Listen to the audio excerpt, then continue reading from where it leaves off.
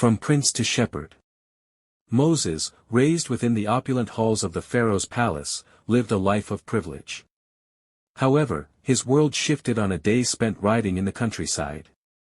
Witnessing an Egyptian taskmaster brutally beat a Hebrew slave, righteous anger surged through him. In a rash act of defiance, Moses struck down the taskmaster and buried the body in the sand. This impulsive act exposed him, and the Pharaoh sought his execution. Flight and refuge. Fearing for his life, Moses fled Egypt, seeking refuge in the distant land of Midian. There, fate led him to Jethro, a priest and shepherd. Impressed by Moses' courage and integrity, Jethro offered him not only shelter but also his daughter Zipporah in marriage. Years passed peacefully in Midian, tending to Jethro's flocks and raising a family. Yet, the plight of his enslaved people in Egypt remained a heavy burden on his heart. The burning bush and a call to action.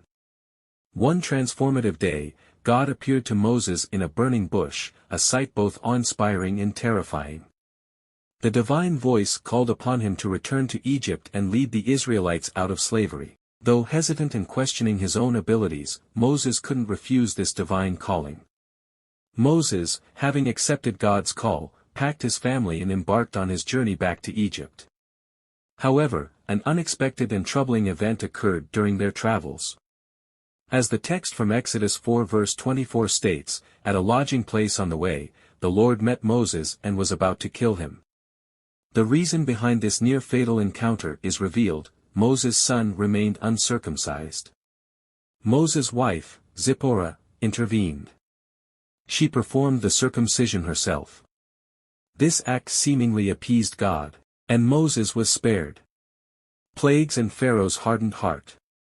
Back in Egypt, Moses, alongside his brother Aaron, confronted the Pharaoh. They demanded the release of the Hebrew slaves, but the Pharaoh, his heart hardened by power, refused to listen. Thus began a series of devastating plagues that ravaged the land.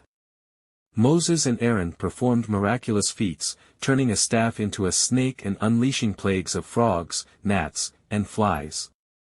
Yet, the obstinate Pharaoh remained unmoved. Escalating plagues and broken will. The plagues intensified, turning the Nile to blood, unleashing swarms of locusts and hailstones, and even shrouding the land in darkness. Pharaoh's advisors, desperate for relief, urged him to relent. However, his pride wouldn't allow him to submit to God's demands. Finally, God unleashed the most devastating plague, the death of the firstborn.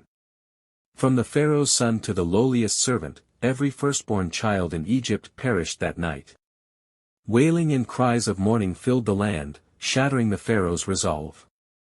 Grief-stricken and desperate, he called upon Moses and begged him to take the Israelites and leave Egypt. Exodus and pursuit. With newfound urgency, the Israelites packed their belongings and embarked on their long-awaited journey to freedom. A pillar of cloud by day and a pillar of fire by night guided them, a constant reminder of God's presence. However, Pharaoh's heart remained treacherous. Regretting his decision, he gathered his army and pursued the fleeing Israelites, determined to recapture them.